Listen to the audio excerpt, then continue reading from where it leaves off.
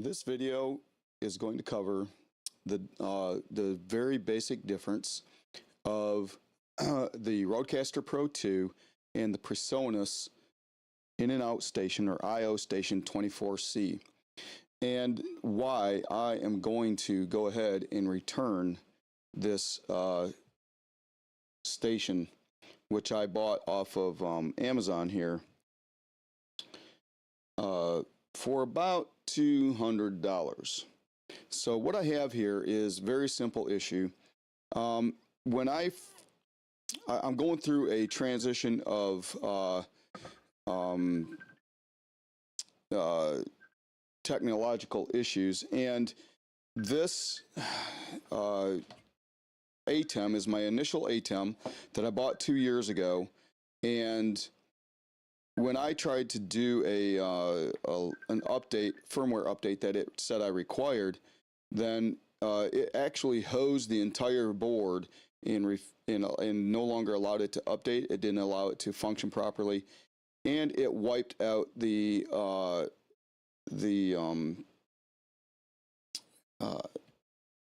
Ethernet port and the USB port so that it would no longer function.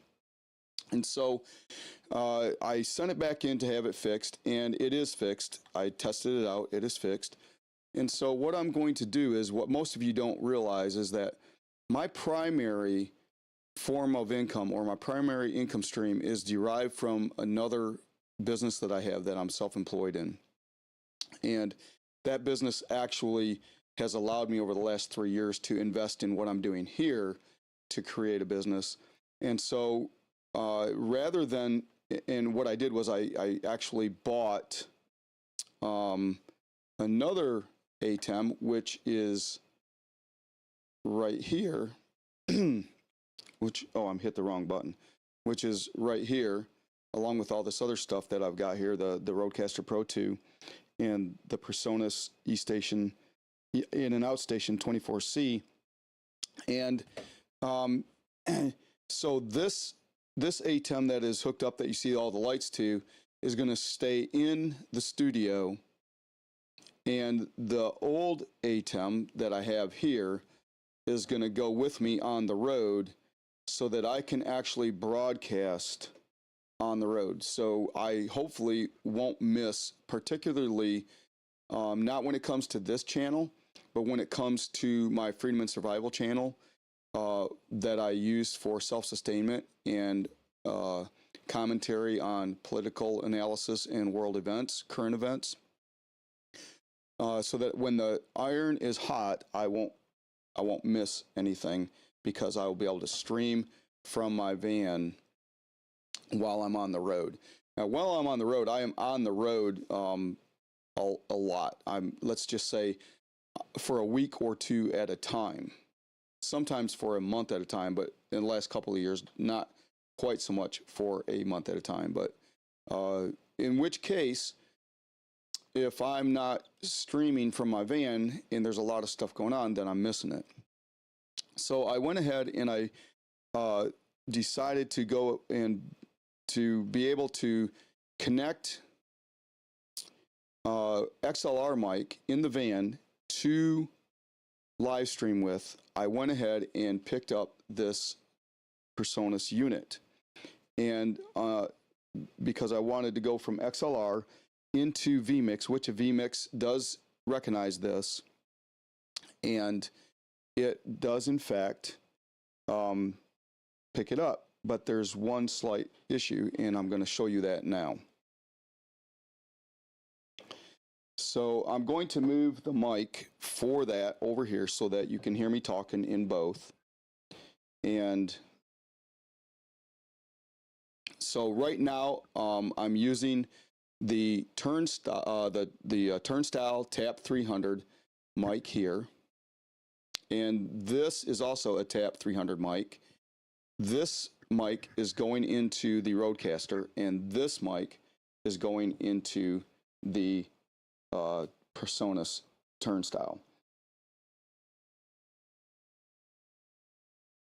And so I'm going to turn up this mic, and I'm going to turn down this mic. So,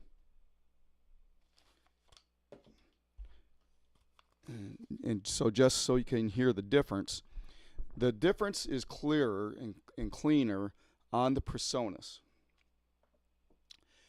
But that's not to say that with the Rodecaster that I can't get this clean, crisp audio. The difference is that the Personus here does not have gate adjustments. So basically what I have in the Personus is simply right here a volume button, and the difference between you being able to hear me and not being able to hear me is a very, very fine line, and that's the only adjustment that I have, and that's part of my issue.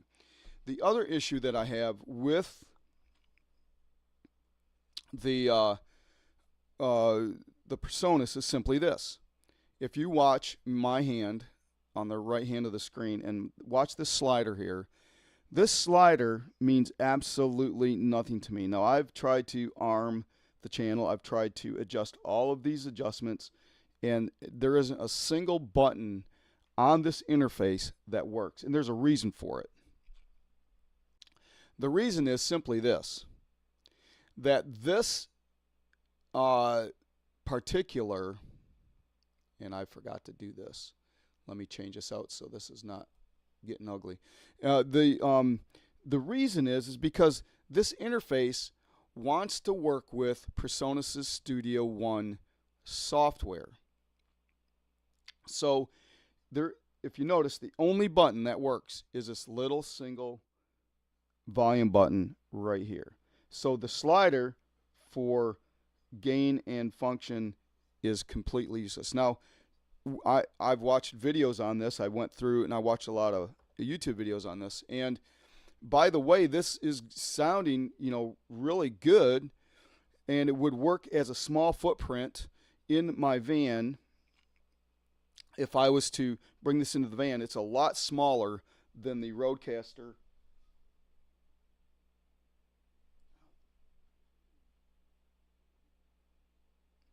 It's a lot smaller than the Rodecaster right here.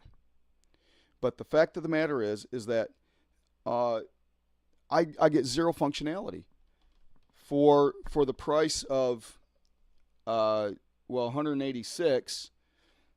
To get full functionality, I would have to spend another $300 just to get Personus Studio One version 7, the very basic minimum one. And then after that,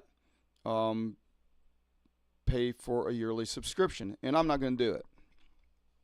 So what I'm going to do is I got to figure out how to get the best audio out of the Rodecaster. So this unit right here is going back because I'm not spending an extra $300 just to get software that I'll never use. And it's that simple. Let me switch out here and I'm going to go back to the Rode. So the Rode is functioning, and the only difference is in this Rode is that I need to make sure that my noise gate and my thresholds are set correctly so that you're not hearing this every time I talk and don't talk. And so then you hear my voice and you hear my breathing and all this other stuff, which is fine and dandy, but sorry, I just lost my voice, which is fine and dandy, but you know what? I don't need Rode Central to actually function with the Rodecaster. Just like I don't need the ATEM software on my ATEM to function with the ATEM. But with the Personus, I need their DAW software, and I'm not a musician. I shouldn't need to have to use their DAW just to get functionality out of all their buttons. And so for me, the Personus is going back. You heard the difference in the audio. Probably get a little echo here. I'm going to do this audio thing again. but you'll probably get an echo in the live feed, which I can't hear here. But this is the mic going into the Personus, and this is the mic going into the Rodecaster. So the Personus is going back to Amazon. I'm going to get a refund, and I'm going to get either another Rodecaster Pro 2 or a Rodecaster Duo. The thing is that I can get a Rodecaster Pro 2 with 4 of these for $150 to $200 cheaper than I can get a Rodecaster Duo with 2 pod mics. And so I'm almost thinking, because I'm getting ready to, and I shouldn't say I'm getting ready to, I'm working on building a bigger studio with more capabilities and more sets. I'm thinking of just go ahead and getting another Rodecaster Pro 2. And this is the simple fact of the matter when it comes to the Personus IOStation 24C. I'm not a musician. I don't want their DAW software. I don't need to interface with Pro Tools. I don't need to interface with anything else. I just need a hardware interface so that I can take my podcast on the road. So I'll probably go ahead. Actually, I'm planning on, I've got it in my Adorama cart now to buy a Rodecaster for the road. And then with the extra mics that I get, I'm going to build set number 2 right here. And so that is that. Now, I just wanted to share that with you so that if you get into the same situation I'm in and you're building a second system, you probably want to go with the same workflow, the same ecosystem that you're already operating, regardless of what it is. And in my case, it's the Rodecaster Pro 2 and the ATEM Extreme, the ATEM Mini Extreme ISO with 8 inputs. And so that's the bottom line.